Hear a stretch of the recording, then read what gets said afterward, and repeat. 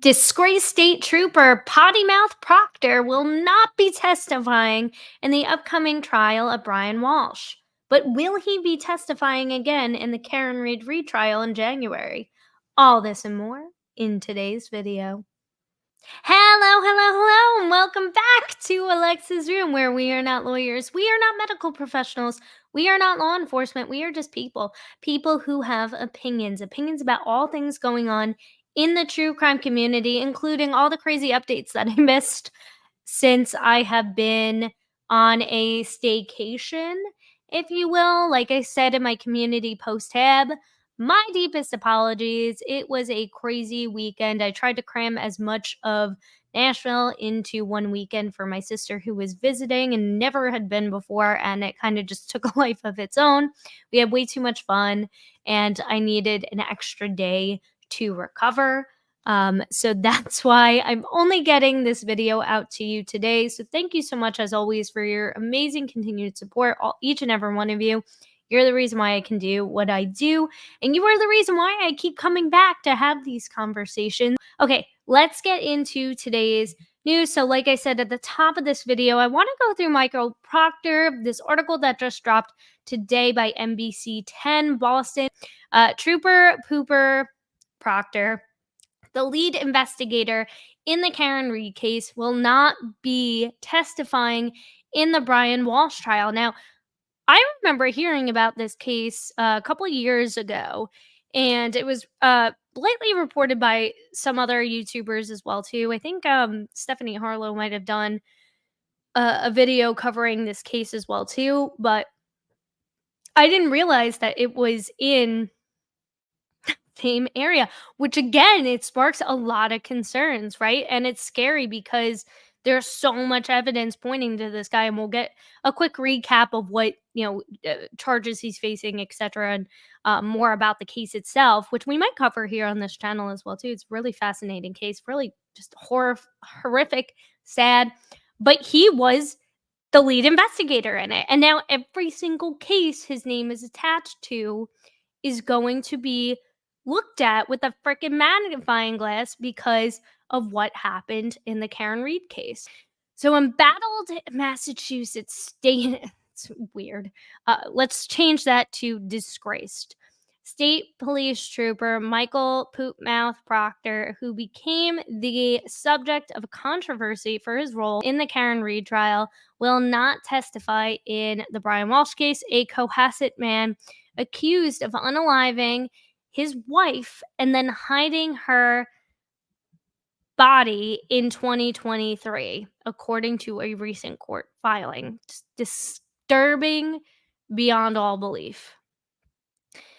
The Norfolk County District Attorney's Office stated in a filing Friday that at this time, and we'll read the file, the Commonwealth doesn't plan to call Proctor, the lead investigator in both cases, to stand in Walsh's trial. Now, we know what happens when they don't call lead investigators in trials.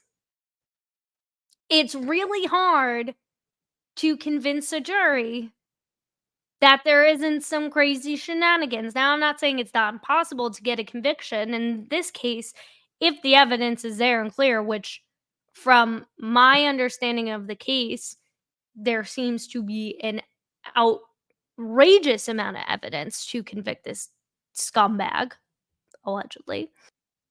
I don't see it as being a problem, but it could be problematic, which is why this is so scary, because it puts other cases, people who rightfully deserve to get convicted, their defense teams are going to go balls to the wall trying to poke holes in this investigation because he made it so dang easy. They said dozens of additional officers, including Cohasset Police Sergeant Harrison Schmidt, also investigated the case. As of the time of this following, the Commonwealth does not intend to call Michael Proctor to testify in this manner because he still has that internal investigation going on as we speak. In the filing, prosecutors also cited Proctor's testimony from the Reed trial and an extraction performed on Proctor's work phone, which is interesting that they cited testimony from the Reed trial, right? That they totally tried to just like, yeah, just, forget about that. It's still his work in this case was still totally on point. Based on the Norfolk District Attorney's Office preliminary review of the data, and because the extraction of the Proctor work phone and cloud is expected to contain, among other things, information about open investigations, surveillance video from unrelated investigations, personal identifying information, and or medical information of individuals involved in unrelated investigations, location data of Proctor and third parties releasing the entire extraction report outside of law enforcement is anticipated to jeopardize open investigations, compromise the privacy and safety of civilians, and thus be contrary to the interests of justice. Yeah, so they're just totally trying to they're just totally trying to say we don't want to jeopardize these other cases. We don't wanna know what's in that can of worms. We don't wanna know what's in there. Let's just, keep Wells. We just won't call him. But that doesn't mean that his defense team isn't gonna call him. You can bet your bottom dollar his defense team is totally gonna call him. And if the Commonwealth, and I believe they have to because they stuck by him through like thick and thin in the first trial. If they don't call him again, you bet your sweet bottom dollar that the defense is going to call him again in the retrial, in my opinion. In my opinion. Accordingly, the Norfolk District Attorney's Office is in the process of ascertaining how to determine what, if any, information on Trooper Proctor's work phone or cloud account is discoverable in this or other cases. The District Attorney's Office is considering hiring an external firm to review Proctor's phone and cloud data according to the filing. Now, I don't know if this is because, and those of you who are following the Brian Walshe case a little bit more closely than I am, my question to you would be, is Nick Guarino also tied to that case as well too? Because we know he is in the Sandra Birchmore case. Those 32,000 messages that he missed. So I'd be curious to know if he's also attached to this too. And if the reason why they're seeking a third party firm, how do they say it? An external firm to review Proctor's phone and cloud data. I wonder if it's because it's a conflict of interest or if it's because they don't trust him or both. I mean, I could see it totally being a conflict of interest if he was a participant in the extraction of this phone, or if it's a way for them to say, we, you know what, there's already enough people looking at Nick Guarino, whereas people say Nick Guarino. I don't know. I think that's ironically funny, even if it's for as simple as even if that only means because it's a conflict of interest, it's still ironically funny to me that they have to hire an external firm to review his phone and extract the cloud data. Because, as you know, they're also not going to call Trooper Paul back onto the stand for the Reed trial because, as rumor has it, they're shopping around for their own crash daddy, if you will. So things are only going to get even more interesting from here, folks.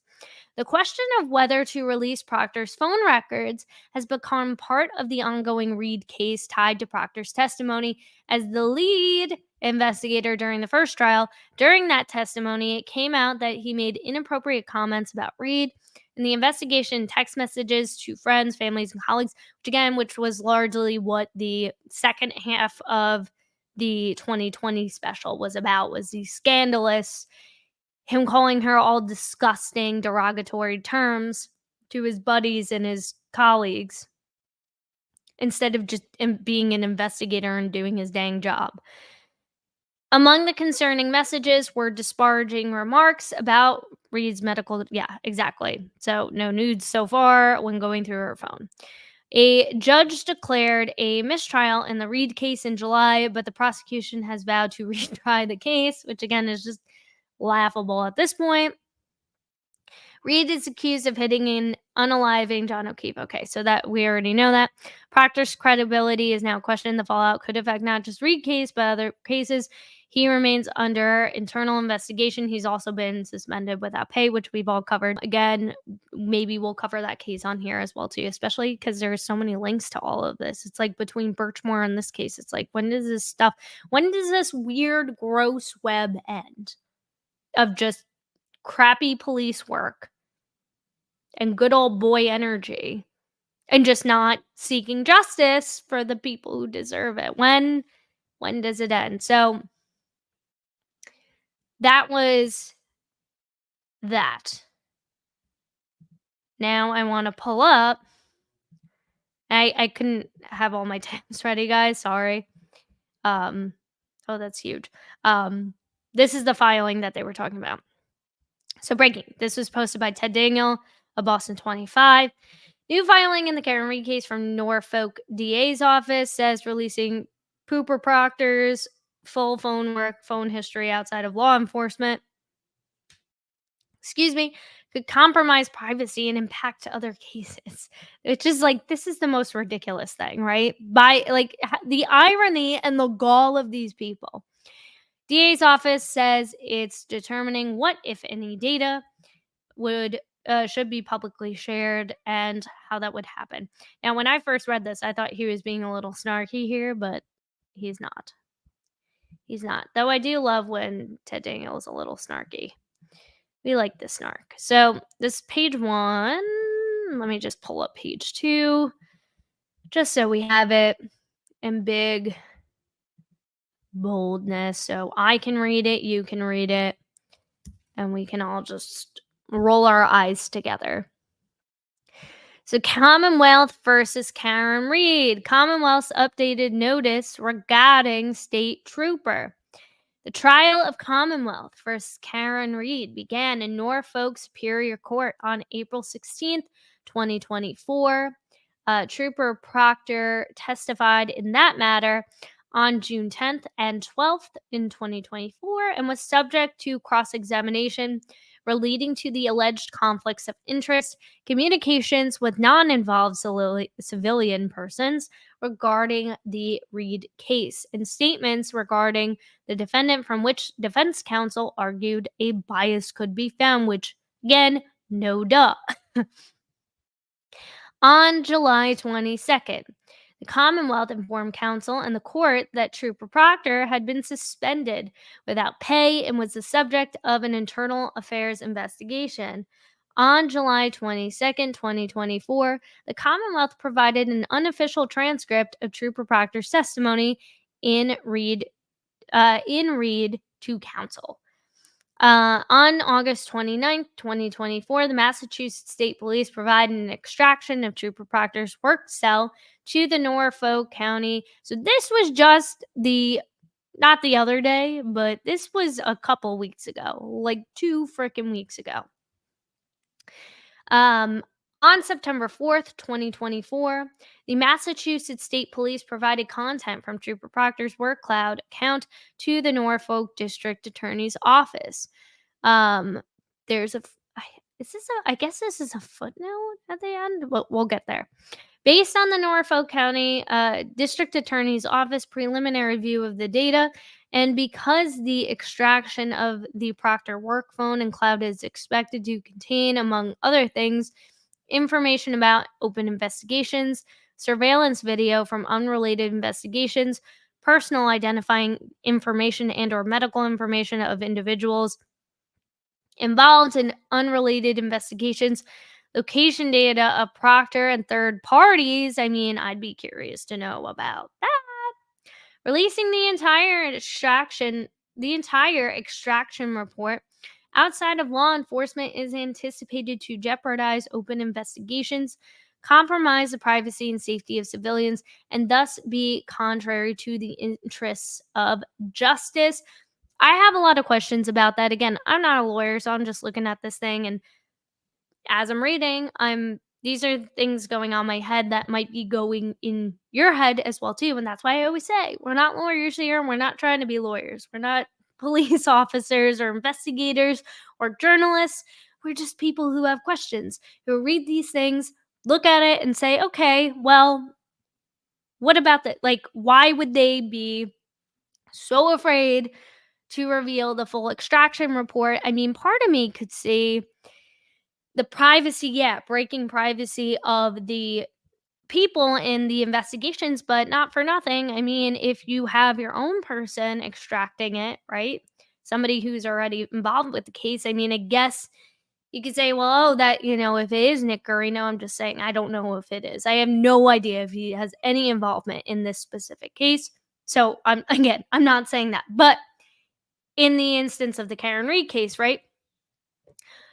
In that regard, would it I guess I could see it being biased for him going through Proctor's phone, but it's like if you're working on the same cases, that's not really privileged information necessarily, right? If he's the guy, and it's within your department, I don't know. I don't know. These are just questions that I have. I don't know how that works.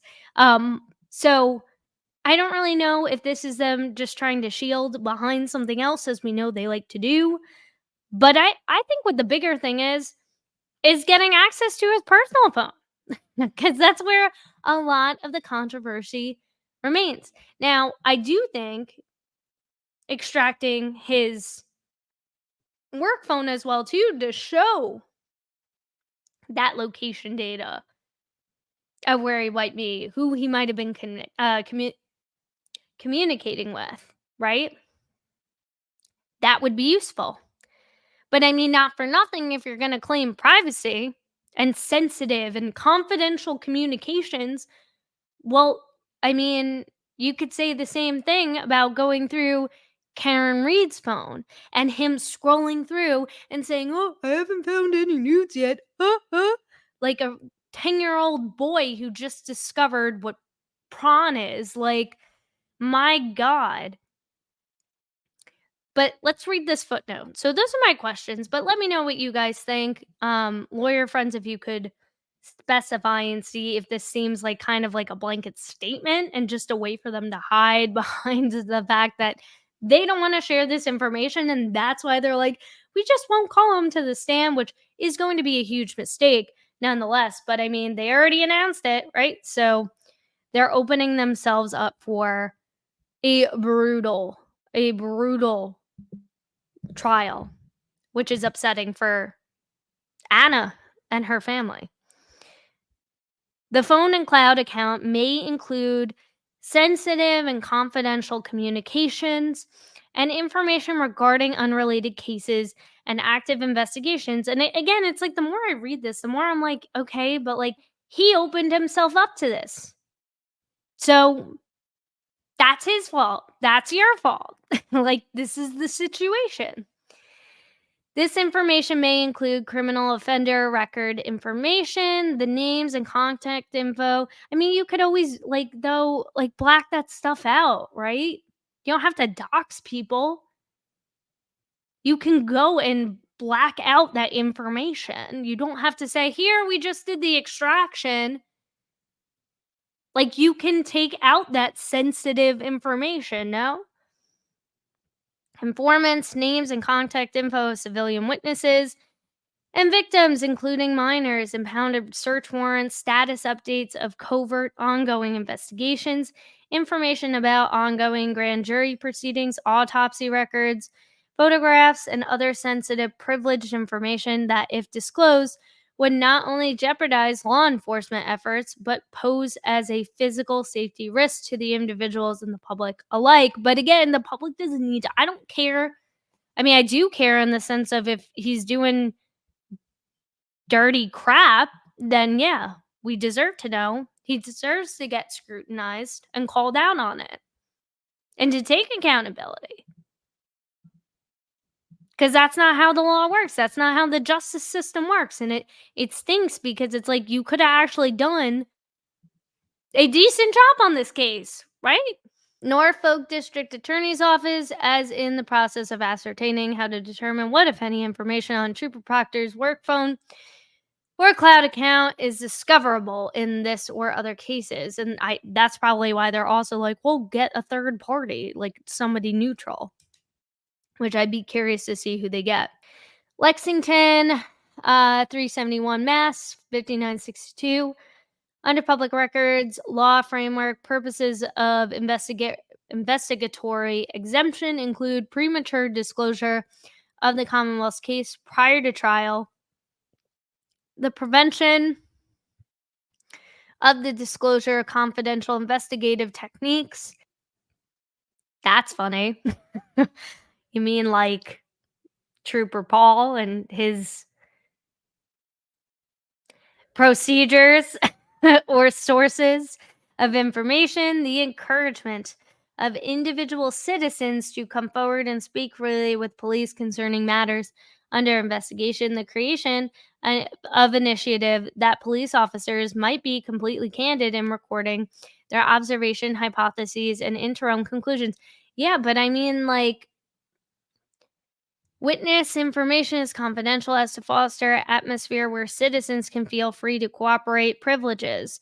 Serving Globe newspaper. Oh, that's interesting. To protect unrelated cases, investigations, witnesses, and victims. Reports of RSA and ABUSE perpetrated by family members and all communications between officers and victims of such offense shall not be public reports. Commonwealth versus Prescott Pub requires reports and communications with police officers to be maintained as confidential. Autopsy reports are not public records subject to disclosure. Limiting public dissemination of Corey, juvenile records, yada yada. Additional, the professional device of a municipal or state employee could include sensitive personnel information about that person, such human resources documentation, payroll information.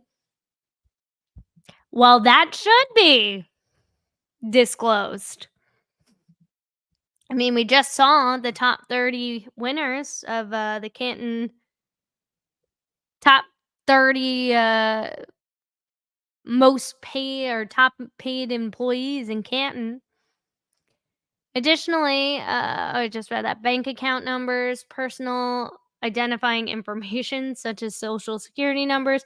Again, you can like again, can't you just black all of that out? Like, I don't understand.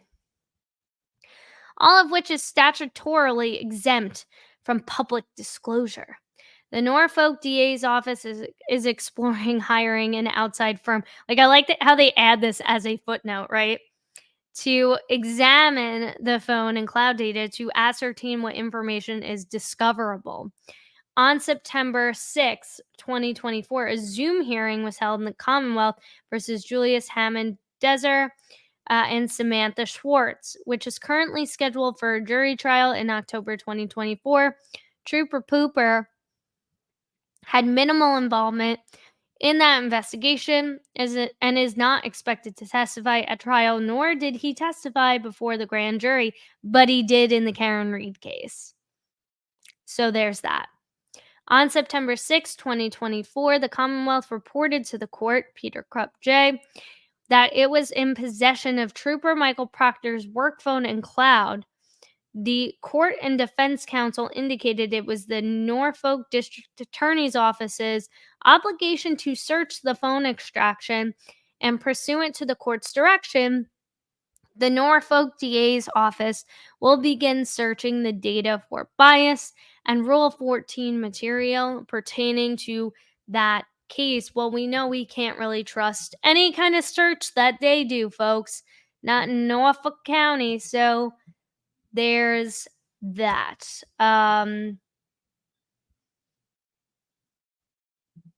then this is a. Did I read this already? I did not. So this is the article in support of this from Ted Daniel. Could compromise other cases, public privacy, releasing the full work phone history of Massachusetts State Police Trooper Pooper Michael Proctor, who served as the lead investigator in the Karen Reed case, could compromise public safety and they love to call it like say that too. Again, it's like the same language that um that they used when Juror Doe used of like, oh, I'm not gonna be safe with that bizarro Juror Doe affidavit, which felt like Michael Morrissey wrote it or Lally, in my opinion. Could compromise public safety and jeopardize other cases, according to the Norfolk District Attorney's Office. In a new filing obtained Friday by Boston 25's Ted Daniel, the DA's office said it had conducted a preliminary review of data of Proctor's work phone and cloud, which we just read about. He was suspended without pay in July because he's still in an internal affairs investigation, which, not for nothing. I mean, aren't you already doing that with the internal affairs investigation? Like, isn't that already, or at least with the MSP, like somebody's probably already doing that? No? Like, or am I just, these are the questions that I have. Wouldn't somebody already be like, "Hey, I should probably look at this guy's phone and see what other crap because he loves to text. He loves to text his buddies. He loves to text his sister, his sissy." Following the death of John O'Keefe, Officer John O'Keefe, releasing the entire extraction report outside of law enforcement, again, we just read that, could jeopardize status. The release of sensitive information on Proctor's work phone would also pose as a physical risk to individuals and the public alike. The phone and cloud account may include sensitive and confidential communications and information. Yep, so we read that. DA's office said Massachusetts State Police shared the contents from an extraction of Proctor's phone and cloud account with them over recent days. Okay, so that answered my question. So the MSP, who is still doing their internal affairs investigation into this egghead over here, shared, who knows what they shared, contents from an extraction. And I wonder who performed that. Was that from a third party firm? An outside party? Or was that Nick Guarino? Is that Nick Guarino who did that? I'd be curious to know who did that extraction. The office is now trying to determine what, if any, data should be publicly. So I do feel like that's snark now from Ted Dingle. Should be publicly shared and how that would happen. I mean, you redact all the stuff that we don't need to know. But you know what's ironic too? Is they didn't seem to have a problem with putting Officer John O'Keefe's niece and nephew on the stand. Oh, but we didn't allow filming that day. There was still a courtroom full of people of the public and the jury who saw what those kids looked like. Where's the privacy and sensitive information in that? Where their identities were completely doxxed. Not to mention how horrific it was to put those kids on the stand. But you didn't seem to care about that. You didn't seem to care about that. During testimony and cross-examination, Proctor came under fire for all those disgusting texts. He admitted, oh, they're unprofessional, and he apologized. Not really. It was a fake apology because that's what these people like to do. After Canoni declared a mistrial in the 2-month-long unaliving trial due to a deadlocked jury, Proctor was relieved Proctor of his duty. transferred out to of the Norfolk District Attorney's State Police Detective Unit and administratively assigned to Troop H and Field Services. Um, Peter Elkin, a Boston 25 legal expert, said Proctor could be fired or charged criminally by the time the retrial of Reed happens. Let's hope so. At the very least, he should lose everything. Like, not for nothing, he should. Canoni has since scheduled the retrial, as we know, in January.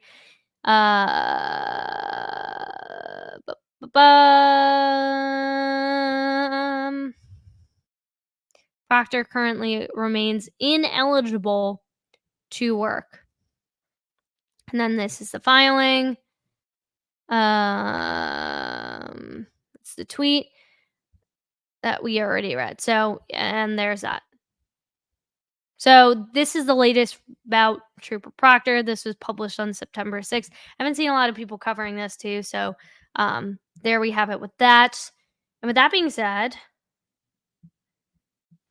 I thought it'd be interesting to go through this, or at least some of this Turtleboy interview that he did recently. So he did 2 interviews, 2 different jurors. He's doing a follow-up interview with the same juror whose interview we're going to go through now. It's not as long, I don't think, as the first one. But I'd love to know, guys, what you think in terms of like questions you would ask about with this juror. So, reading. This morning I conducted a 1-hour interview with a juror, and this was published 4 days ago. Just FYI, he'll probably have the new article published within the next 24 hours. This morning I conducted a 1-hour interview with a juror in the Karen Reed case. This juror was one of the 3 who changed his vote to guilty on manslaughter. So it's a he. Then went back to not guilty. Unless he's just using his... I don't know why. I just assumed it was a woman. I don't know why. This juror is an EMT and was more than willing to speak with me about topics that no juror thus far has discussed. For the first time, we now have insight into deliberations. I will be paraphrasing some of the questions I asked the juror along the way with their answers. So, first question, who was the most convincing witness for the defense? That's a good question. That's the same question I think he asked in, or one of the first questions he asked in the last one. And they all say the same. The most convincing witnesses were the ARCA guys because they were strong in their delivery and presentation. But the ARCA guys were unequivocal that John's injuries didn't come from a motor vehicle collision. Clearly, those who voted guilty did not find them convincing. What went wrong?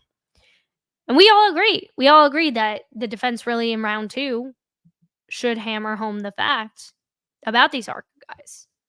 And with some more preparation, how much more, and with the federal investigation still continuing to go on, the internal affairs investigations, how much more will that be able to help support this even more? The group in general felt that the defense was trying to derail us with them. So that's interesting. A lot of people were saying guilty because these individuals came in, gave us this information, but they couldn't say who was sponsoring them. It's interesting. Whether it was an insurance company or no offense, or was it yourself? So that's a really interesting point that I want to kind of zoom in and focus on here, is the fact that they thought they were the most convincing, but at the same time, they didn't believe them. They were skeptical because they just kind of swooped in. And even though I'm sure they went home after the trial, Googled the crap out of these guys and like, holy smokes, like, now wait a minute. And they see all the articles of, oh, there was an FBI investigation that hired these guys to do what they did. They didn't just come out of left field. But because they weren't allowed to mention the fact that the FBI was the ones that were, I guess, sponsoring them, that was a big reason for some of them to not buy into, I guess, fully their testimony, or see them a little bit more skeptically, which I can understand too, is like, well, who are these guys? Yeah, they sound really smart, but And I could see why they would think it was an insurance company, but then people were saying, "Oh, was it Turtleboy?" And that's, like, crazy. Did you know who I was? We did know because there was someone in the jury who knew about you, and we talked about it a little bit. There was information being told to us by family members, which is that juror misconduct? I If there's validity to that, if there's truth, I also have to wonder, why wasn't that also mentioned in any of the affidavits that were filed? Not that I don't believe this juror by any means, but I trust Turtle Boy's reporting. But if it was discussed, would that not be juror misconduct? The fact that they were actively talking to family members and then bringing that in the jury, I mean, that taints that juror and taints the jury pool, does it not? There was information being told to us by family members about what was going on with the media, for lack of better terms. And what about what was going on with the media? I mean, that's like the number one cardinal rule of what not to do as a juror. And I have to believe that that was not one of the ones that came forward, potentially, in my opinion.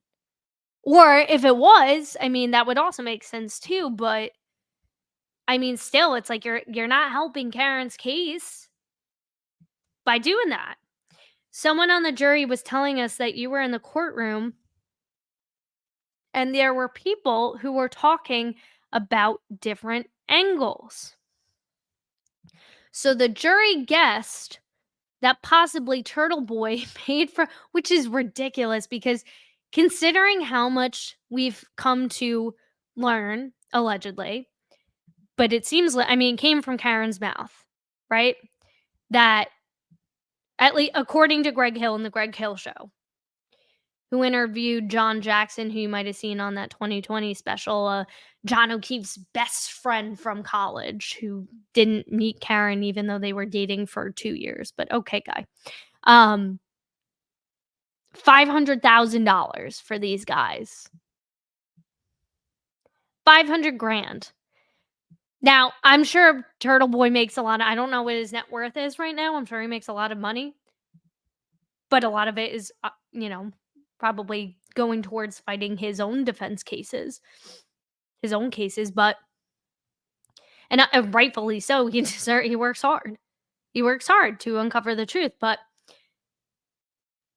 at that point, 500 grand, I don't know. I don't know. I can't really see him paying $500,000 for these guys. Like that, I mean, not that they knew that, how much these guys were paid, but I would imagine no matter what, like, there's no this guy who he's always chalked up in the media as some blogger. Like, you really think some blogger or, let's call him what he is, a journalist. You would think some journalists have 500 grand to pay ARCA experts and that they'd be like, "Yeah, dude from Canton, Massachusetts, or not from Canton, Massachusetts, but from Massachusetts. Sure. Well, just yeah, totally. Like, how does that even remotely make sense? But okay. But no one suggested the feds? This is a great question. Based on our charge, which was to follow the evidence, so we left it alone. So, because of that factor, we didn't know who sponsored them because the defense utilized them, but the prosecution did not. And that's a good point, too. It's like, look, at the end of the day, we chalked it up to we didn't know, we were following the evidence, which is the right thing to do. And in the grand scheme of things, it doesn't matter, but it matters in the sense of they were hired by the feds, the defense nor the Commonwealth. And that's important. That's important. And they weren't able to say that in the trial. So it was confusing on whether or not they were there to derail us. And some of the jurors felt strongly about that. Yeah, because people, and this was the same thing in the Ashley Benefield case, was that comment that Cruella DeVille made about how the reason why what that expert that also I think was a medical examiner for the state of Florida was just there because she was getting paid. Like, that's what runs through. people's minds. And I get it. It's like, well, you're going to give whatever opinion you want to give because you're getting paid to give that opinion. That I could see that as being a rationale from these people. And it doesn't matter who hired them or not. And I can't, I mean, I can't really say that the feds would be first on my mind. I would have probably thought an insurance company because it's a motor vehicle accident that they're alleging.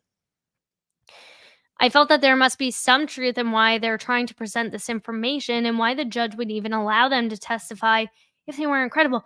She had to let them testify. She had to. You can't not let them testify.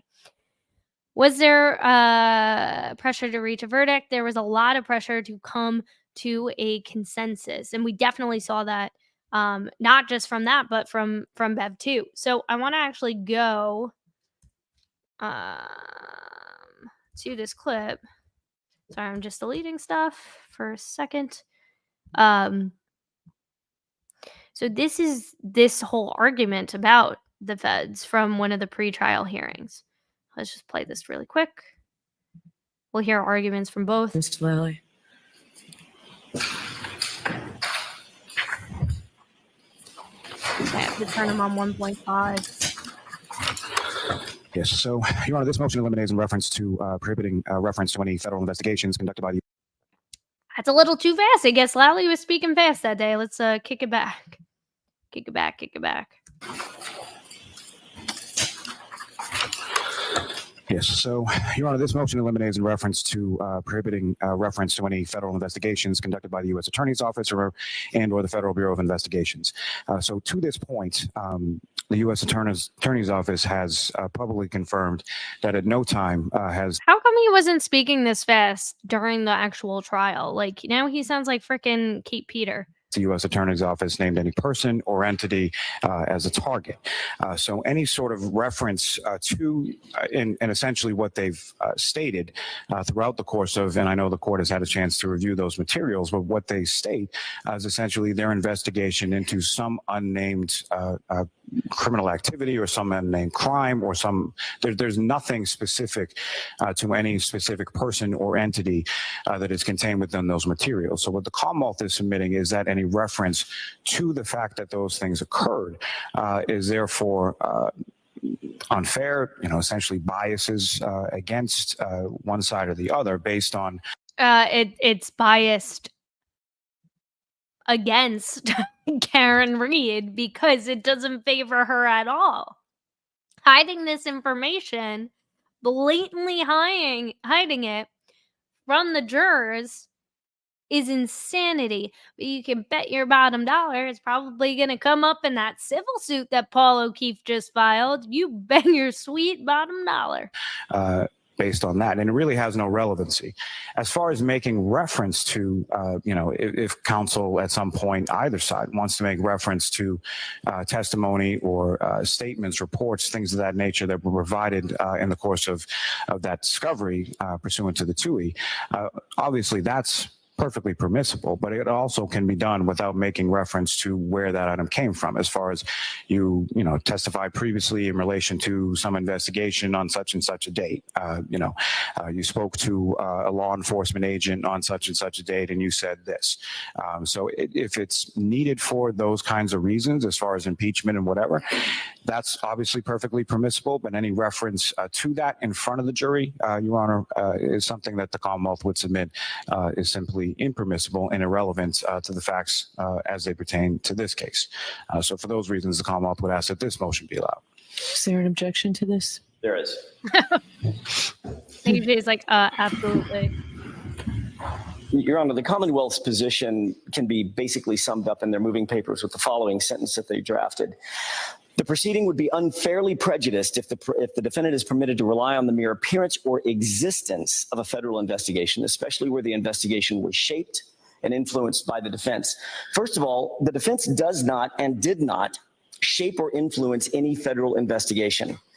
The federal government is more than capable, Your Honor, and I think the Commonwealth. And the federal government, and oh my God, you can bet when Josh Levy saw this, he was probably like, are you absolutely freaking kidding me? And it's because Morrissey, this is after these letters, right? Because what was the date of this? This is earlier this year. 4 months ago it was posted. Yeah, so this is well after these crazy letters from Morrissey between him and Josh Levy's office. And it's just like, oh my God, the cojones you gotta have. But I mean, they're gonna do what they're gonna do, because that's what Morrissey does. That's what they do. But it's I mean, Josh Levy's gonna have a great time with Morrissey's office. You can Well, tell. knows this, of making its own decisions and about its own investigations. Second, and just as importantly, the Commonwealth cites no authority whatsoever that stands for the proposition that the mere mention of a federal investigation prejudices state court proceedings in any way, shape, form, or fashion. And that's because there is no authority. That authority does not exist. But most importantly, and this is critical, it is going to be critical to give the trier of fact, this jury, the proper context in which every one of the statements or every bit of the evidence is presented and how it came to light.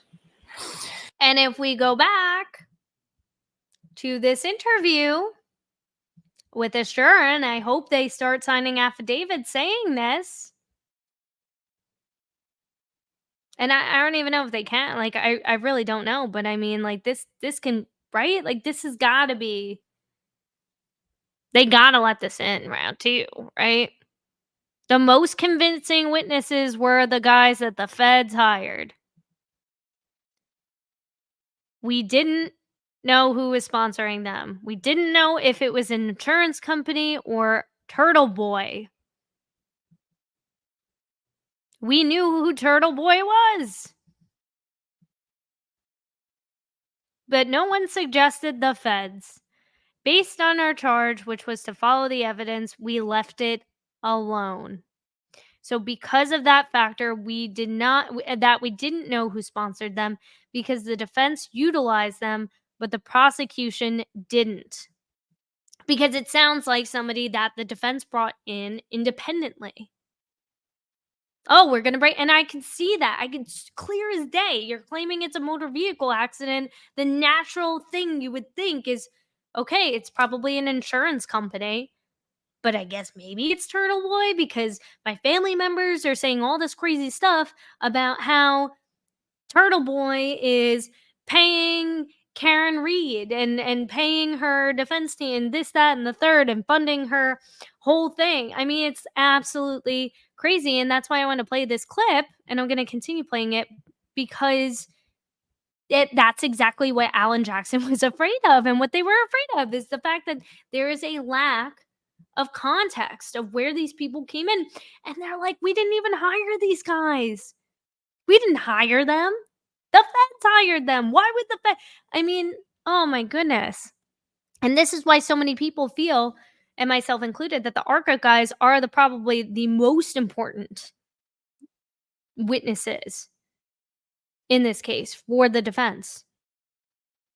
Because with that information alone, I mean, you cannot possibly rationalize. Well, you can if you're some of these other people on the internet, or they just can't. I mean, I don't see how they don't see a problem in the fact that the feds are investigating an investigation that was done.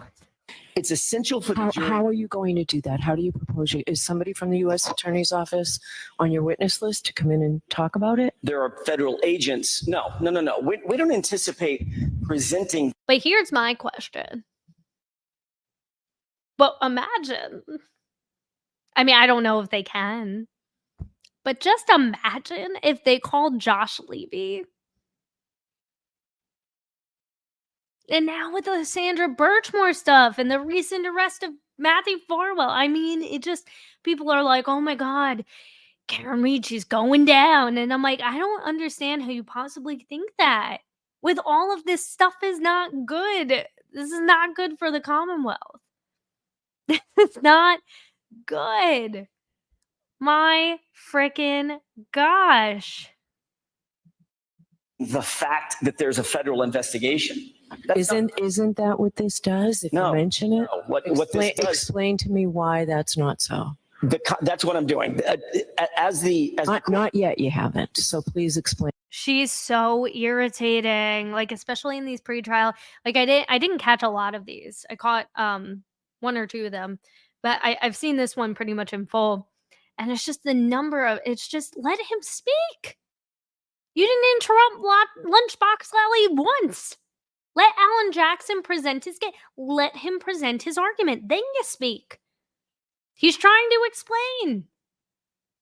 And then you just interrupt him again as he's trying to explain, saying, I'm trying to explain that right now. Like, Explain that. As the court knows, it's essential that the jury is given the context in which every single statement, whatever the statement might be, is brought to light. Does that mean, do we say in the prior trial that resulted in a mistrial, you said this? No, but you would say when you were speaking with Officer Smith or Officer Jones from the Canton Police Department at the Canton Police Station in this particular context, did you say this? When you were questioned by the Commonwealth's attorney in this proceeding, did you say this? When you were questioned by the United States attorney in this hearing, did you say that? That's what we do. Otherwise, it's perpetrating a fraud on the jury. The information that's gleaned during the federal investigation was revealed, Your Honor, importantly, by a neutral third party, a neutral body that's not connected in any way to this case. The Commonwealth has a stake in this case, very obviously. The defense certainly has a stake in this case, but the federal authorities have no stake in the case of the Commonwealth versus Karen Reed. Thus, the evidence procured by that neutral agency, which is independent of the case, is subject to a different and completely different level of scrutiny, a completely different level of assessment by the jurors. That is an important fact. There is no other way to truthfully and honestly present this evidence to the jury. Think about some of the questions that the court just posed. What were the circumstances in which you changed your testimony, sir? He's going to say, well, I changed my testimony, potentially, when I was called before a federal grand jury and I was asked questions under penalty of perjury. Why did you finally admit certain things when you were confronted with additional evidence, ma'am? And where did that evidence come from? Well, I was called before a grand jury and I was asked, or I was I was interviewed by a federal agent and I was asked or confronted with additional information, text messages, phone calls, etc. Or the third example, where did that additional evidence come from, officer? Text messages, phone calls, private communications. Oh, it came from a hearing in which I was questioned by a United States attorney under penalty of perjury in front of a grand jury. The jury's entitled to those answers in that context. If we were to do what Mr. Lally suggests, if we were to take that invitation, oh, well, you were asked by a prosecutor at a former hearing XYZ. That would leave the jurors with the imprimatur of the idea that the Commonwealth elicited those questions, that the Commonwealth did their job, when we know, in fact, it didn't.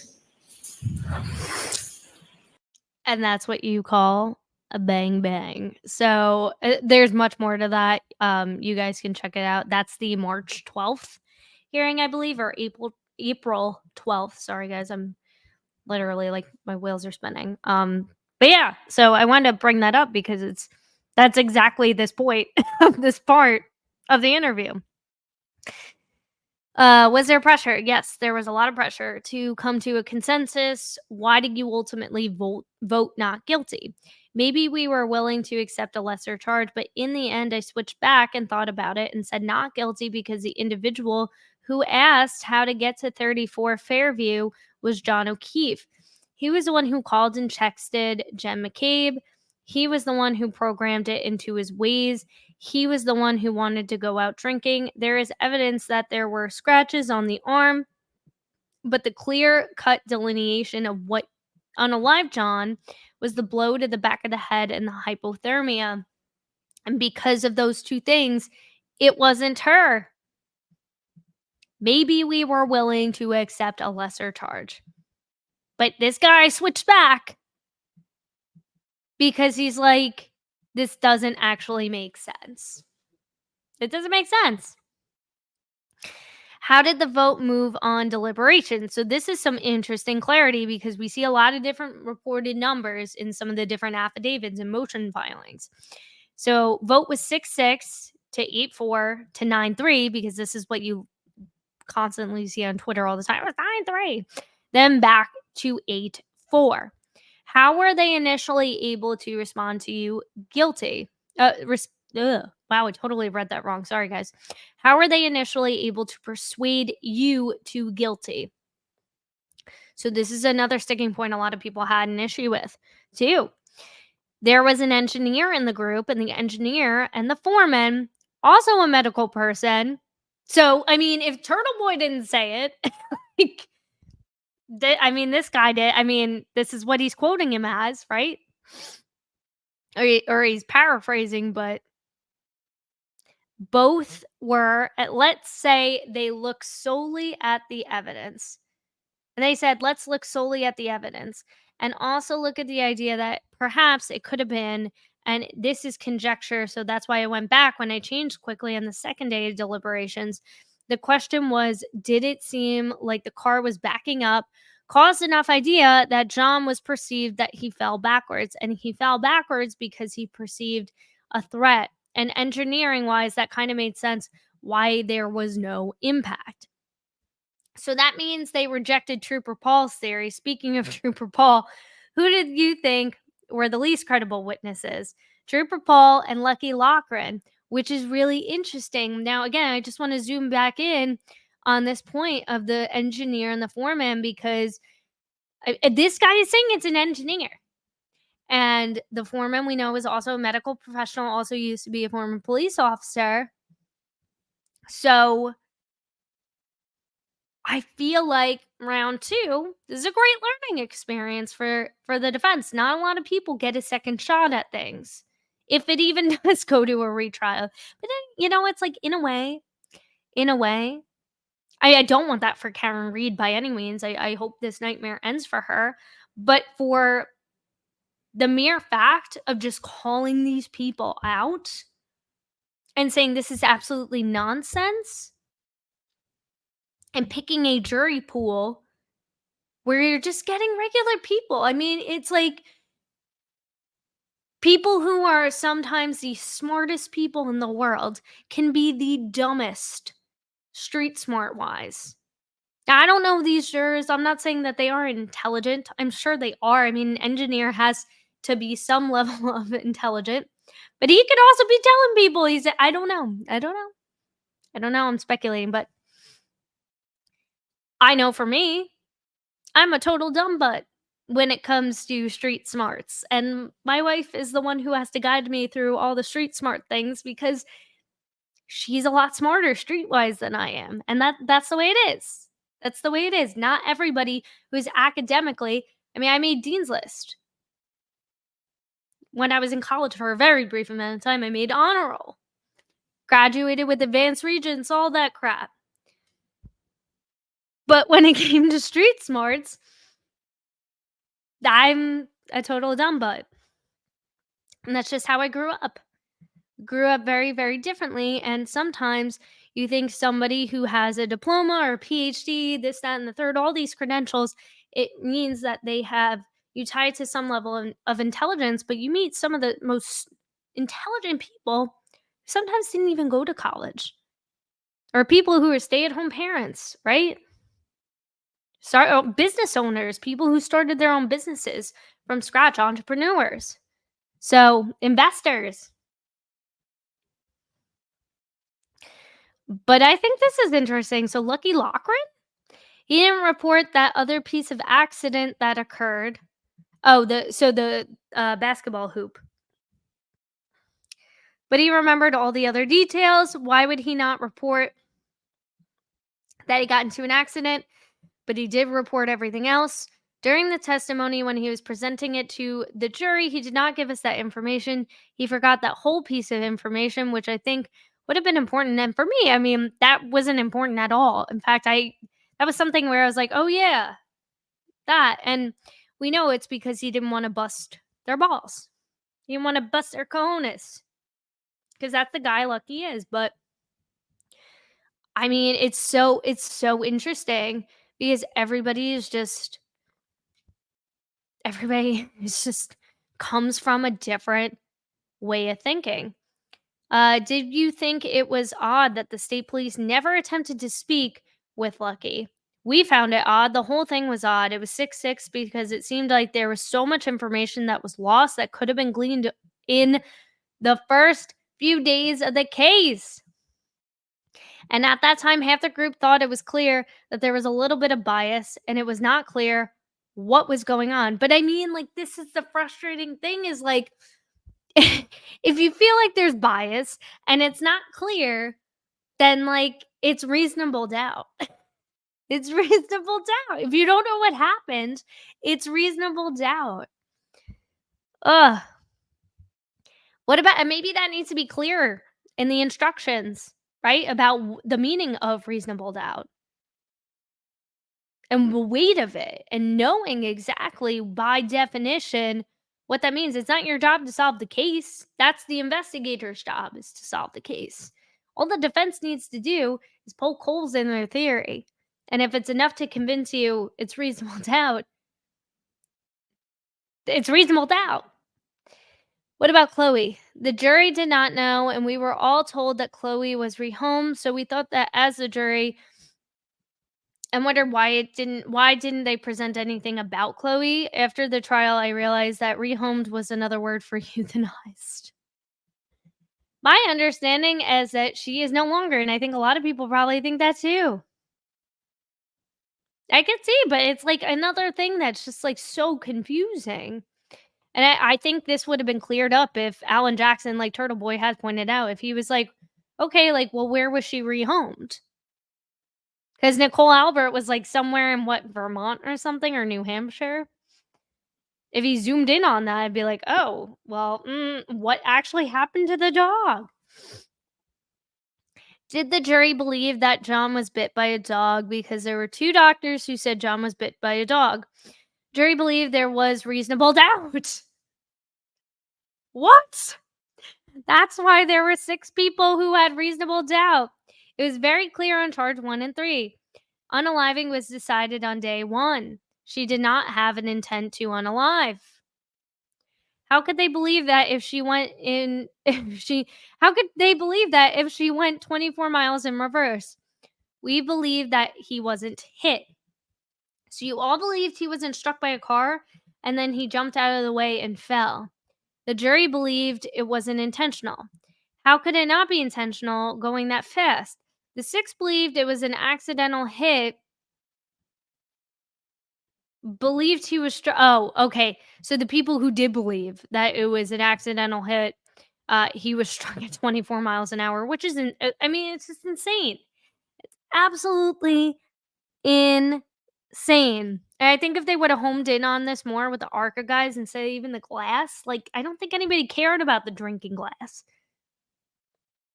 But that's amazing. So they think he jumped out of the way, which I feel like goes better with the Commonwealth's 3-point turn theory. That bizarre thing that they started out with. How do you believe it was an intentional going that fast? I don't know what the other jurors were thinking. So this guy's like, yo, it wasn't me. But you believe he wasn't hit. Correct. It was inconsistent too because we thought that there should have been more damage to the car, and to the human. Like the rest of his body. And to John O'Keefe and the rest of his body. So you were persuaded because someone on the jury was an engineer and they had convincing argument. Then you went back to not guilty because you changed your mind. I went home, thought about it, and thought about, based on the evidence, what ultimately unalived him. And that was a blow to the back of the head and hypothermia. Are you one of the jurors who reached out to the defense? I am not. This thing about reaching out to the group and saying, should we reach out to the judge as a group, not as individuals, so that the first and third count can be resolved? Because we did want to sign that. The reason it ended up the way it did was because there was 2 of us in the group who wanted to reach out to the judge and tell her that we were unanimous on count 1 and 3. The foreman said, no, that's not our charge. We have to be unanimous on all 3 counts. And this is what goes back to the jury instructions. And I want to play this clip from Joe Flipperhead. He also has a YouTube channel too, but he's more, I think he's equally as active, but he's got a bigger reach on Twitter. Because he posted that. He posts a lot of really good content exposing people and like just going back, dialing down on certain testimony. Don't tell anyone, including me, how the jury stands numerically or otherwise on the questions before such time as you have reached a unanimous verdict. So 2 of the jurors wanted to read. So this is from the Turtleboy article. Wanted to reach out to Judge Cannoni and ask her if you could acquit on 2 charges and hang on 3rd. And the foreman said no. Yes, he said it needs to be 100% of the charges with a unanimous verdict. And just playing again. Don't tell anyone, including me, how the jury stands numerically or otherwise on the questions before such time as you have reached a unanimous verdict. You know, I also think it's interesting too, because I didn't notice this so much. And I think a lot of us glossed over the fact with the jury instructions when this was being read. So I think next time we all need to pay a little bit closer attention during the fact. But before such time as you have reached a unanimous verdict. Like she's writing something there. I'd be curious what she was writing. Now, I know a lot of people are going to be like, wow, the defense agreed to it, you know, too, yada, yada. But then there was that whole hiccup with the verdict slip form. So in that hot mic moment of Bev allegedly, I don't know if that's ever been proven to have been Bev, but I can't imagine who else would it have been. I really don't know. I'll include that video as well too here.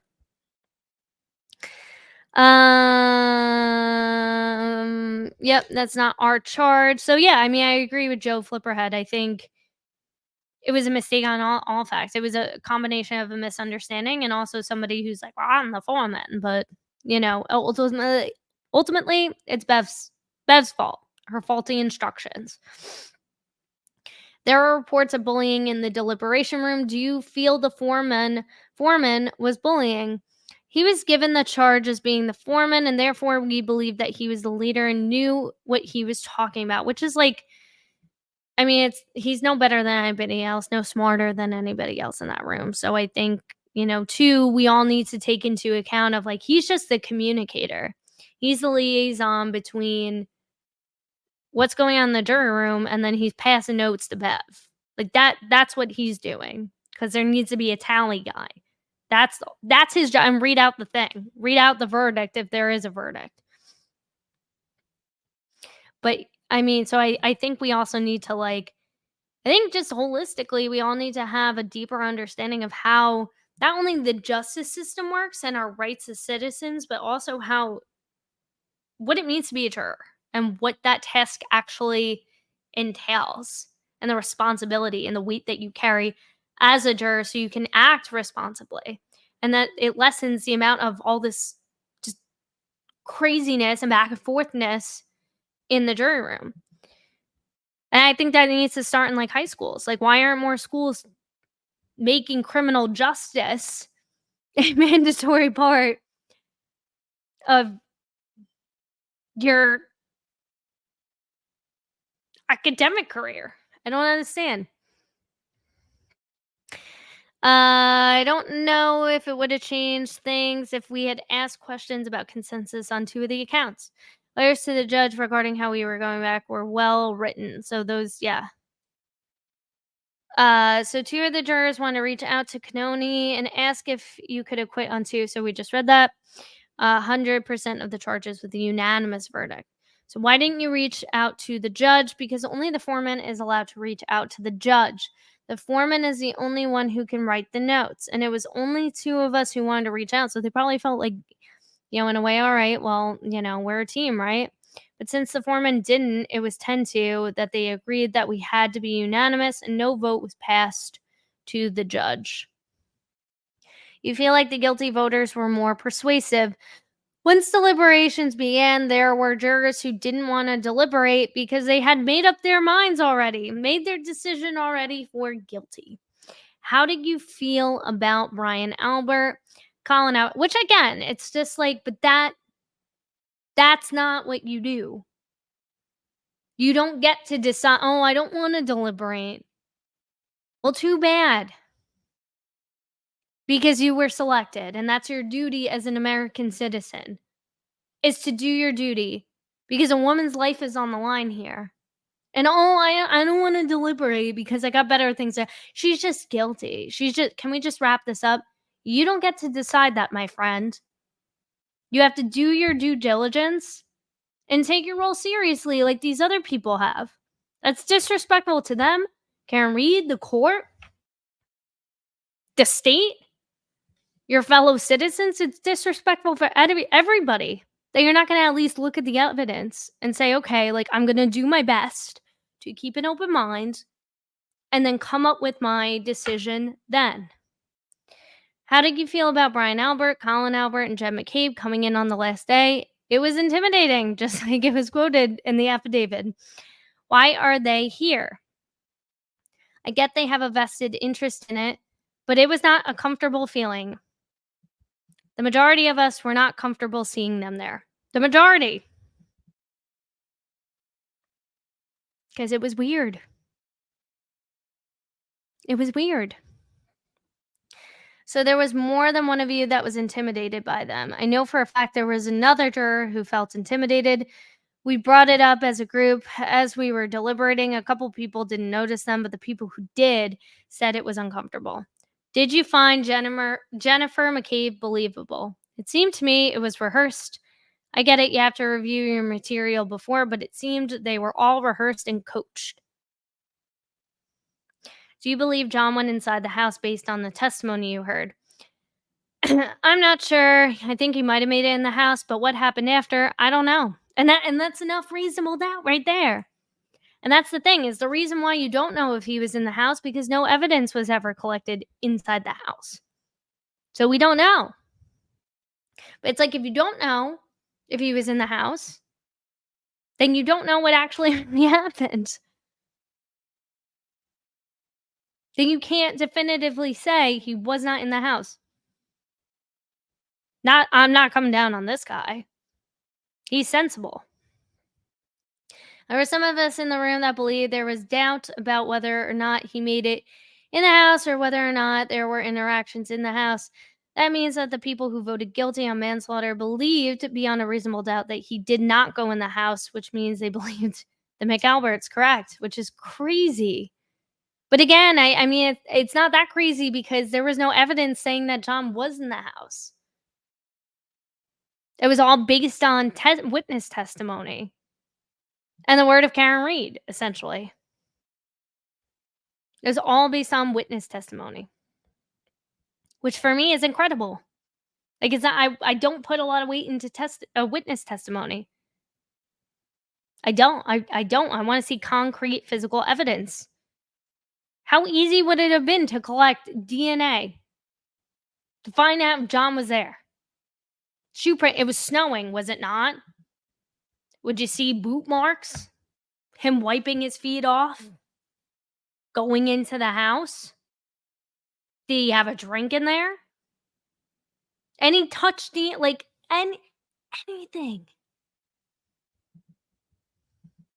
But because there is no evidence, it's hard to say definitively if he was in there or not. But for me, that's enough reasonable doubt. And I think more people got to focus on that too.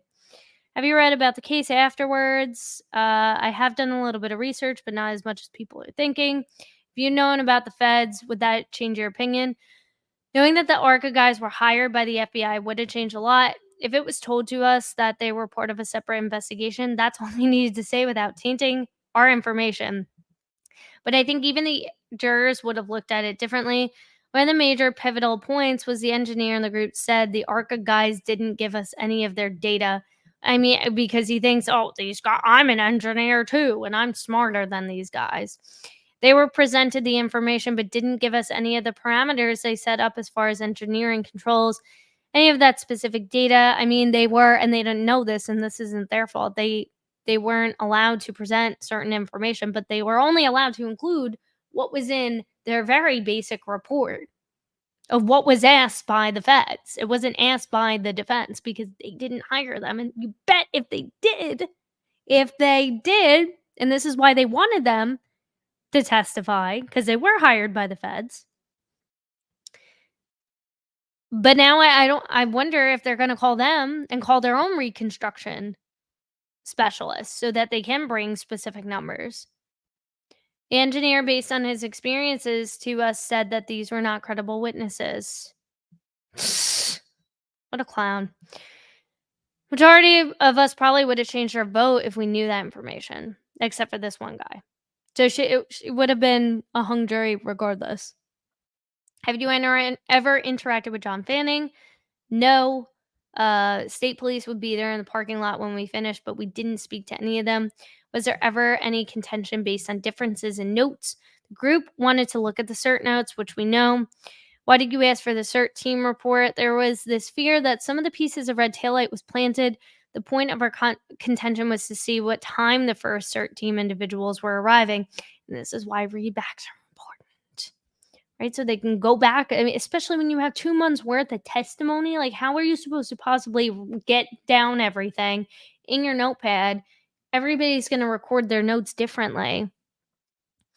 And if there was time to take pieces of taillight and put it on the grass prior to the state police coming in. And it's like, if I don't know if they do this, but like they should be able to rewatch like the trial. They're in the courtroom anyways.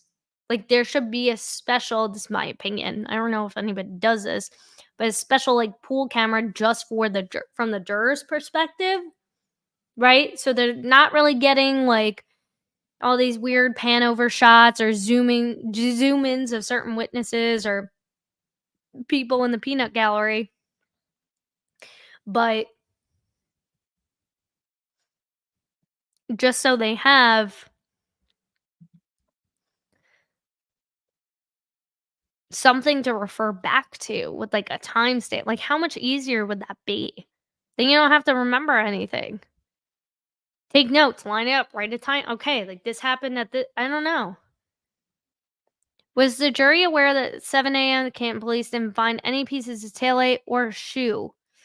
How did jurors think that the taillight got there? Search 12 hours later. Some people were looking at it saying we're going to ignore those pieces of information because it seems like it's very convincing the other data they had. Some people were saying it had to have been there, but the Canton police. So they, in other words, said that the state police were smart. The Canton police were terrible. So they believe she was guilty and worked backwards from there and said Canton police must have missed it, or they must have been not paying attention. I think looking back, the defense should point out this is good. How well did they look for it? Did they do a grid search? Everyone lost respect for Canton PD because why would you use a leaf blower? Well, that's good. You're going to blow things everywhere. So you could maybe argue that some of the small shards of plastic would be blown around to other spots on the lawn. So yeah, focusing on and this is great, valuable information. So the jurors believe that the Canton police are completely incompetent, but the state police are very good. Correct. Crazy. Did Karen Reed's demeanor turn jurors off? Yeah, a lot of people say it. Personally, I don't think, like, everybody says, like, oh, she looks like a mean girl, like, and she, I don't know, like, I don't think, and it's like, who cares? Who cares if she's really a mean girl? I mean, from what I've seen, she seems very nice and lovely and open to speaking to people and goes to meet and speak with her supporters. So I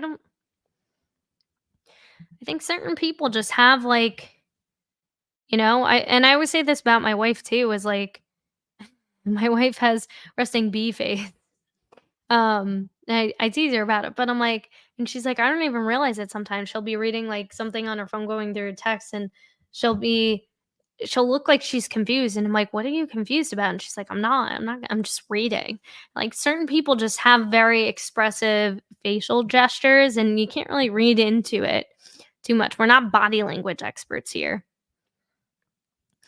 Did they say that during deliberations? Statements were being made and someone would either sigh or make an expression. That was more of a commenting that we talked about during the deliberation. Anybody pick up on Ryan Nagel mentioning speaking with the feds? I wrote that down in my notes, but I don't know if anybody else did. I mean, that's good that they did. Did the 3 holdouts for not guilty make it clear that they could not be persuaded? They were very strong about it and wouldn't budge. That's great. Did you guys talk about any of this before deliberations?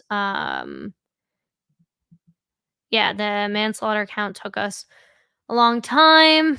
We looked at the taillight, opened up all the packages, looked at the video footage, see if there was damage to the taillight prior to getting to her getting back, and why there was no footage of her getting back to John O'Keefe's house. Did the jurors think she deleted it? I don't think she deleted it, but I wonder if it was lost during the investigation because it probably wasn't saved on Ring. So again, more incompetence. It would have been better if Buchanan followed up with Ring to make sure there was footage showing what time she got back, because we don't. And that was something else I wanted to bring up, is the fact that this should have been homed in on more. It's like, well, did you contact Ring? Did you talk? And I think Alan Jackson or whoever crossed him, I think it was Jackson, who crossed him. But yeah, homing in on it, and maybe you call a Ring expert and say, hey, like, is it possible to retrieve this data? And if so, or like, how does, excuse me, how does footage get recovered, or how's it go missing? Can you explain? Is this possible? Would it just not record certain? I think having that basic understanding, and it's granular, it's boring, but I think it could be really helpful testimony, because again, not everybody has a Ring camera. It's relatively new over the last few years. I know a lot of people have it, but still, even if you have something doesn't mean you know how it exactly works all the time, right? So I think having that understanding, and maybe even an Apple Genius or something, just to further support and testimony of experts, right? Of just, basic people who like specifically know in that lane of, yeah, I work for Ring, or yeah, I work for Apple, and this is how it works. Like, I'm trained in this specific thing.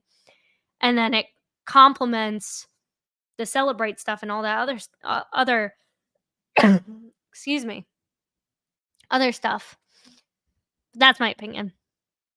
Well, we do, because Nicholas Guarino said she clocked into the Wi-Fi at 12:36, which is also strange because it should have created a video footage of her parking, which is a good point.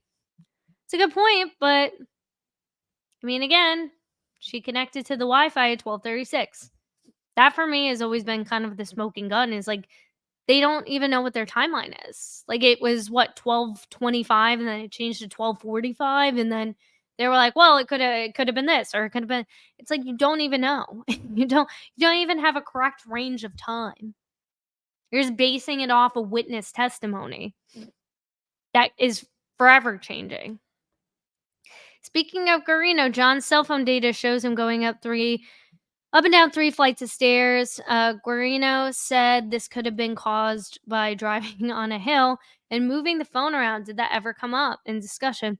We never looked at that. The only thing we looked at was whether or not John ultimately arrived at 34 Fairview. And again, I think that a lot of the issues with this isn't even so much the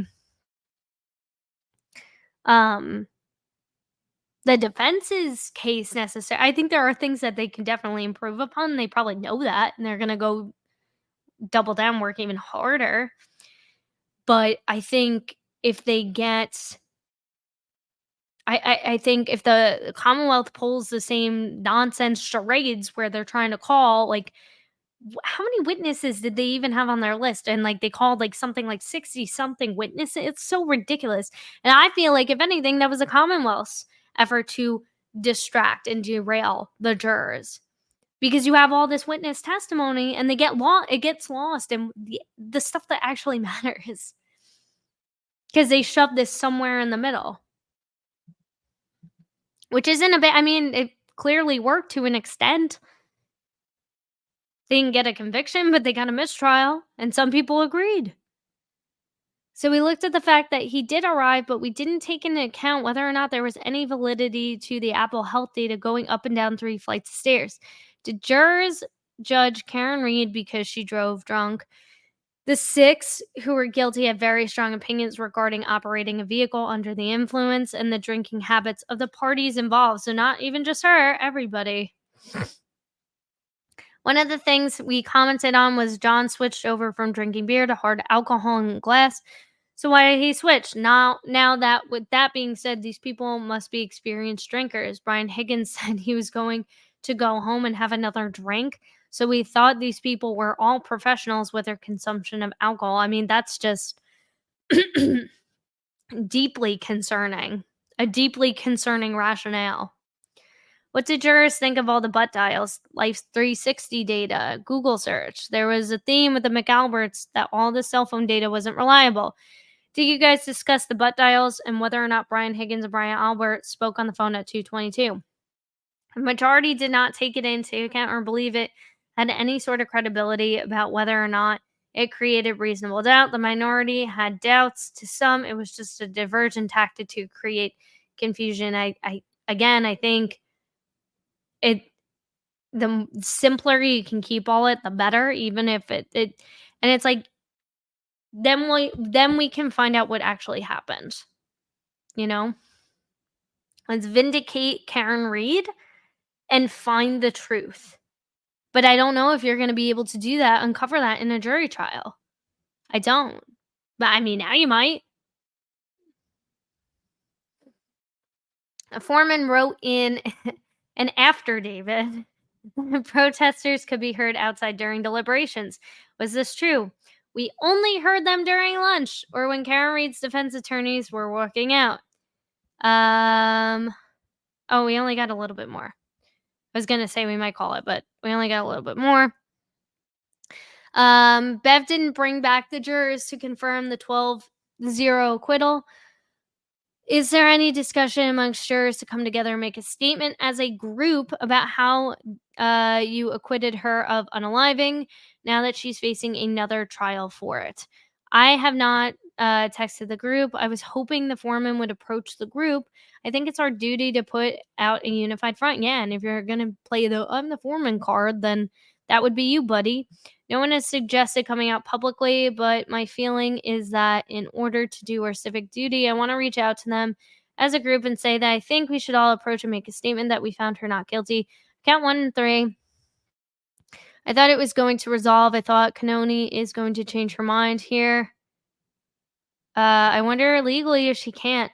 But if we did it as a united front, then she could do something. And that's just so sad that there are people who feel like this obligation to tell the truth. And I mean, it's like they really don't at the end of the day. I mean, it's amazing that they do, but it's like they served their duty. They did what they did. They have a right not to speak out. They don't have to. That's their right. But these people on a moral level are like, well, hey, this isn't right. That was wrong. And we need to correct this thing because an innocent woman could go to prison for life. Do you believe that the focus of the conspiracy by the defense hurt their case? Do you think if they had just stuck to Karen, couldn't have hit him with her car because it's physically impossible instead of blaming the McAlberts?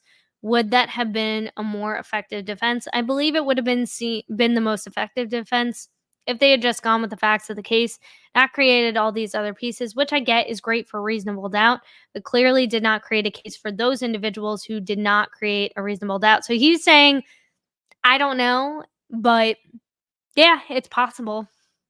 But for people who are more thick-headed, if you just and more fact-based, you look at an engineer and people like that, and people in the medical field, they're very fact-based, very numbers-oriented people because they're intelligent, very intelligent people, academically, and maybe streetwise too, but it might be too much for them to compute. So I will have to say a lot about this. Okay, cool. So he's going to follow up on this. I think he already did a bunch of lives. Go follow him. Turtleboy, Daily News, in Kearney. He's the guy in the 2020 special for those of you who are brand new, and welcome so much. So I want to end things off with, because I didn't know this.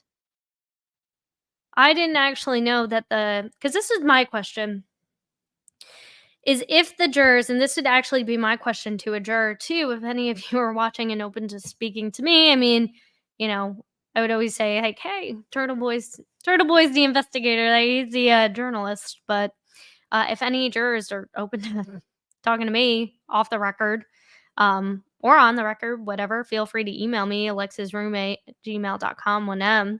Be more than happy to have a conversation with you. But no matter what you voted, I'm just curious. I've never been a juror in a trial like this, and I can't even imagine just amount of time you dedicated to this case for only it to end up in a mistrial. Like, how, whether you were guilty, not guilty, right? So, but I didn't know that they did visit the scene of the crime until I was rewatching the pretrial hearing, where they were discussing the viewing of, each, the CF McCarthy's, the Waterfall, and 34 Fairview.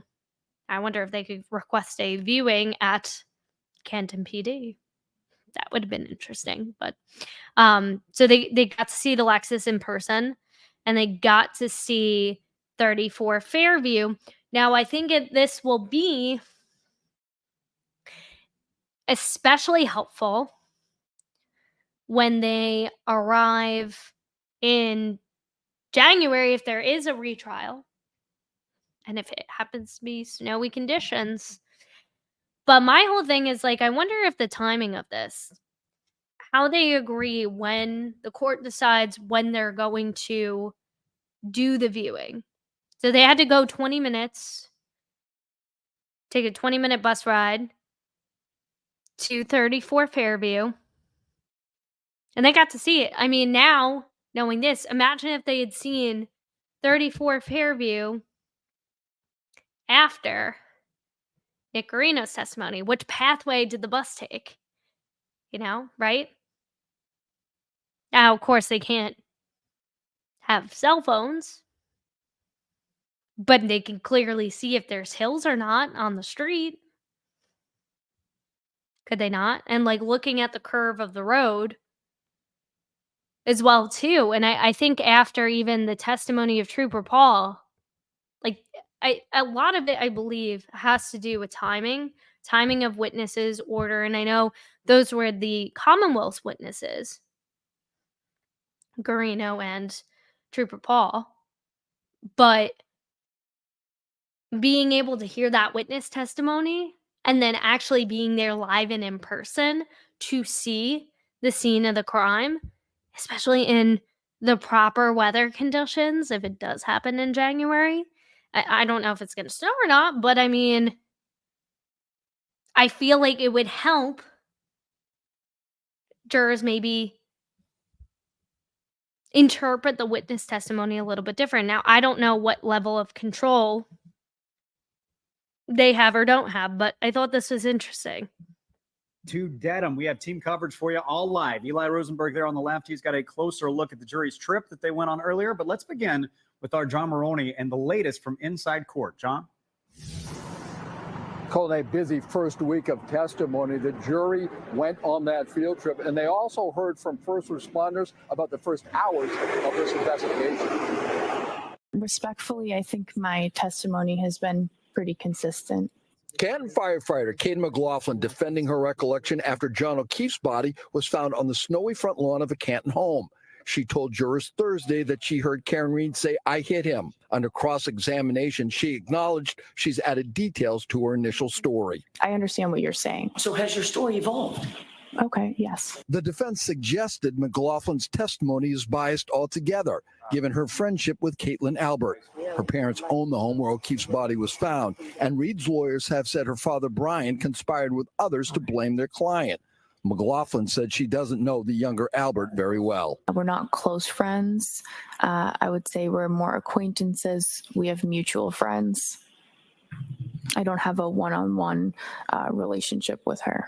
The observations that you make while on The View may be used and considered in your deliberations in reaching a verdict. After 4 days of testimony, the jury was given a first-hand look at 34 Fairview Road in Canton, the crime scene where John O'Keefe's body was found. There was also going to be a vehicle there as well. And I'm going to ask you to take note of certain things with respect to that vehicle. They believe you're a threat to yourself or others. The week's proceedings ended Friday with more first responders. The jury was shown a picture of big scratches on John O'Keefe's arm. Plus, they learned how Reed was eventually taken to the hospital. Because she made threats against her life, saying, I don't want to live anymore. If my husband dies, I don't want to be alive anymore. Now the jury has gone home for the day. It will be back on Monday for the second week of testimony. For Live in Dedham, John Maroney, NBC 10 Boston. John, thank you. And as you just touched upon there, up until now, all eyes have been on the Dedham courthouse. But today, jurors left the jury box to see some of the evidence firsthand. They spent about an hour at the Canton home where prosecutors say John O'Keefe was killed. So we want to get to NBC 10's Eli Rosenberg. He's picking up our team coverage from Canton. Eli? JC, since Monday, we've had opening statements and a lot of testimony, particularly about the house on Fairview Road and a black SUV prosecutors say Karen Reed was driving. So today, jurors got to see both firsthand. And like so much during this case and this trial, this attracted a lot of attention. Under the watchful eye of state police, Fairview Road in Canton shut down on Friday as people gathered. This is the spectacle. You know, it's eye candy. People like to come out and see stuff like that. Jurors in the Karen Reed trial taking their first site visit Friday to 34 Fairview Road. It was outside here that prosecutors say Boston police officer John O'Keefe's body was found in late January. Muted. But again, like, imagine if they would be able to, and I know you can't possibly, like, really control the weather, but I mean, they spent such a great amount of time talking about the snowfall, and it'd be easier for people to see it than to imagine how much that amount of snow really looks like, and to be able to walk around. And I don't know if they were able to go in the house or not. I assume not. They probably had to stay on the outside of the house because there was no evidence that was collected inside the house. So, but again, like, being able to be in the house, be on the property, look at everything, and only an hour, I feel like that's not even enough time. And this was earlier in the trial that they did this. Now, I jumped into the trial a few days in around Katie McLaughlin's, or like, I think right after her testimony, and I started going back and watching the prior days. But I was curious about this too, and I didn't know. I was like, oh, did they actually got to go and look at the scene of the crime? And I mean, I think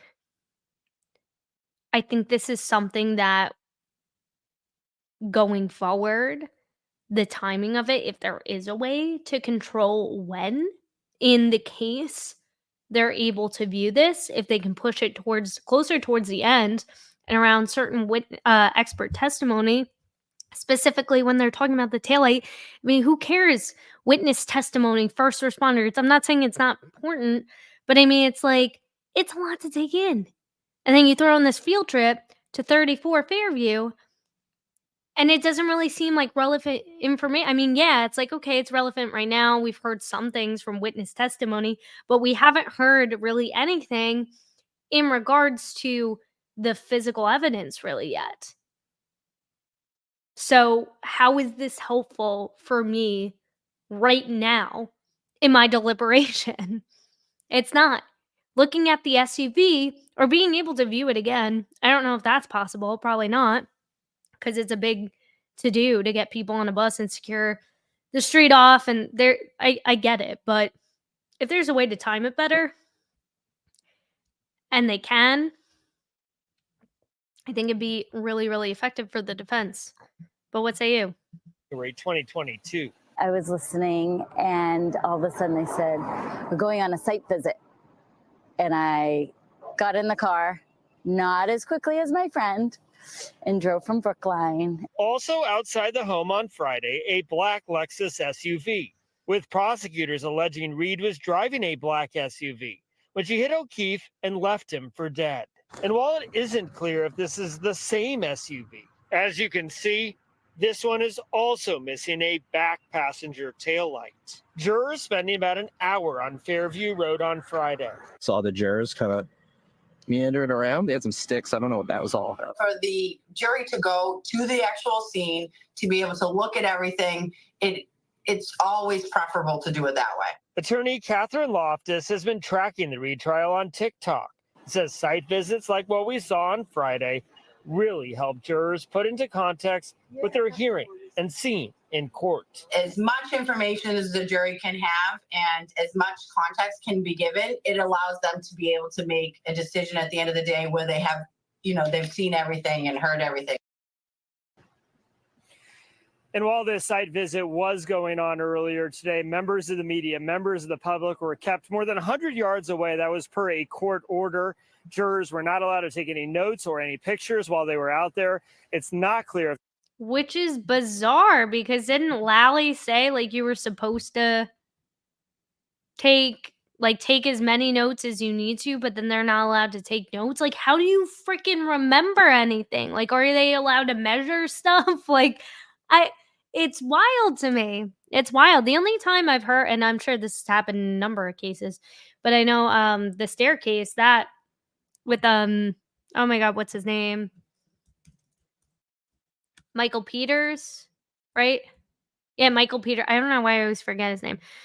Michael Peterson, when the jury walked the house and the staircase and did all that, and I mean, I think did they? I don't know. Did they do that in OJ too? They might have done that in OJ as well.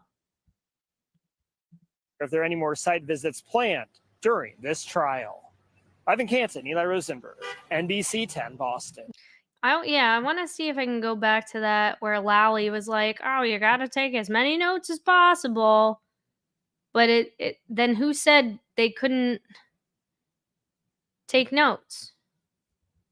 Fairview Road in Canton, the crime scene where John O'Keefe's body was found. There was also going to be a vehicle there as well. And I'm going to ask you to take note of certain things with respect to that vehicle. They believe you're a threat. Oh, okay, got it. Take mental note. Why weren't they able to take notes? It's so asinine to me. And it's like, why can't you have somebody? Again, these are questions I ask because this is how I think you can make things better for jurors, especially when they're reviewing evidence, is if we have conversations like this of, like, can't there be somebody, like a court officer, somebody, a neutral party, who's recording it so they can look back at the property at the scene of the crime? Obviously, they can't have access to their cell phones. I get that. But have a third-party court officer, somebody who is very neutral, taking video so that they can see, or like an issue body cam. I don't know.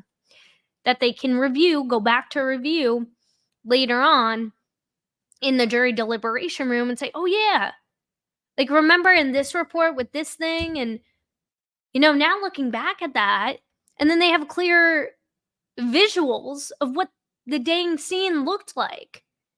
Better than those weird pregnancy sonogram looking photos that they took the actual day. And I get it, those are all important pieces of evidence, but also being able to review and go back to all of the stuff that you had heard weeks and weeks ago, because this viewing happened early in the trial.